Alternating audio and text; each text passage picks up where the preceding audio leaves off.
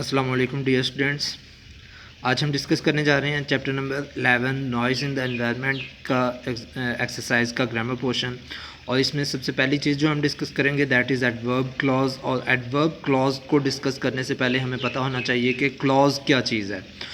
Clause is just like phrase, a group of words, but the difference between both of these phrase and clause is the simplest difference you can say, that is of verb।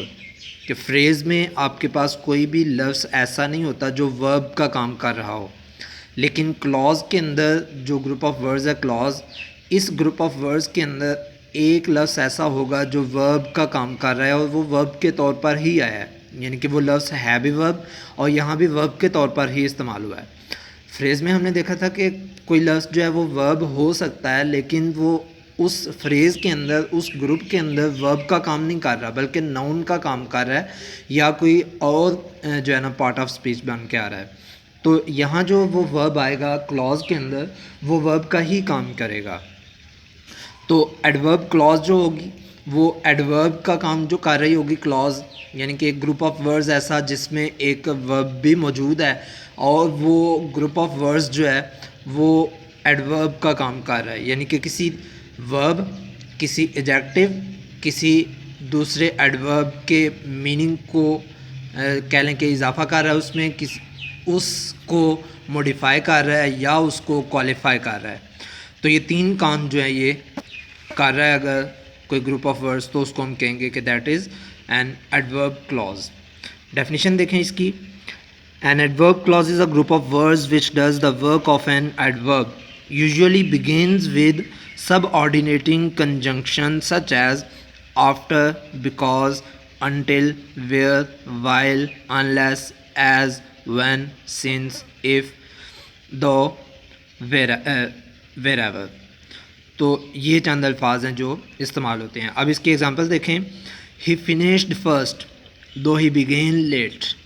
अब देखें कि इसमें ये बताया गया है कि someone has finished the work earlier than the others और एट द फर्स्ट पोजिशन,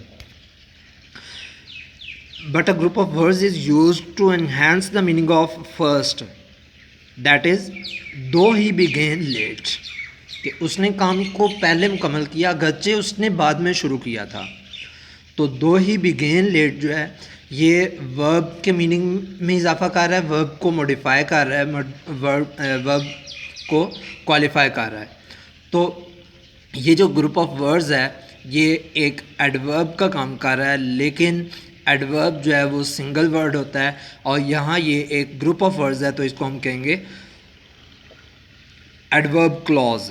और इस एडवर्ब क्लॉज को क्लॉज इसलिए कहते हैं हम कि इसमें एक वर्ब भी मौजूद है, दैट इज़ बिगेन। अब हम देखते हैं इसकी टाइप्स। दो टाइप्स हैं क्लॉज की, इंडिपेंडेंट क्लॉज और डिपेंडेंट क्लॉज। इंडिपेंडेंट क्लॉज वो है जो खुद अपना मीनिंग वाज़िया करे, खुद सेल्फ एक्सप्लेनेटरी हो। डिपेंडेंट क्लॉज वो है जो डिपेंड करे किसी दूसरी क्लॉज पर या किसी दूसरे सेंटेंस पर, किसी दूसरे पार्ट ऑफ सेंटेंस पर। यहाँ से एग्जांपल देख के आपको समझ आ जाएगी। फर्स्ट सेंटेंस है आपका ये पेज 119 पे, Asif plays hockey as he enjoys it. यहाँ एज जो है ये एक सब ऑर्डिनेटिंग कंजंक्शन है जो दो क्लॉजेज़ को आपस में मिला रही है, या कह लें कि दो सेंटेंसेस को आपस में मिला रही है। आसिफ प्लेज हॉकी, ये एक कंप्लीट सेंटेंस हमारे पास है जो हमने बेसिक स्ट्रक्चर ऑफ सेंटेंस पढ़ी थी उसके मुताबिक। ही इंजॉयज़ इट, ये भी एक कंप्लीट सेंटेंस है, सब्जेक्ट भी मौजूद है इसमें, वर्ब भी मौजूद है और ऑब्जेक्ट भी मौजूद है। ही सब्जेक्ट, इंजॉयज़ वर्ब और इट जो है ये ऑब्जेक्ट। लेकिन देखें कि फर्स्ट जो पार्ट है इस सेंटेंस का, इस कंप्लीट सेंटेंस का, आसिफ प्लेज हॉकी, ये खुद अपना मीनिंग वाज़े कर रहा है। ये एक क्लॉज जो है ये अपना मीनिंग वाज़ह तौर पर एक्सप्लेन कर रही है। This clause is self explanatory clause, that is why it is known as independent clause. उसके बाद दूसरा पार्ट इसका जो है he enjoys it, he who enjoys it. We don't know about the subject, that who is the person for whom we have used the word he। और दूसरी चीज़ के enjoys जो verb हमने इस्तेमाल किया है वो किस चीज़ के लिए किया है, it हमने किसके लिए लगाया।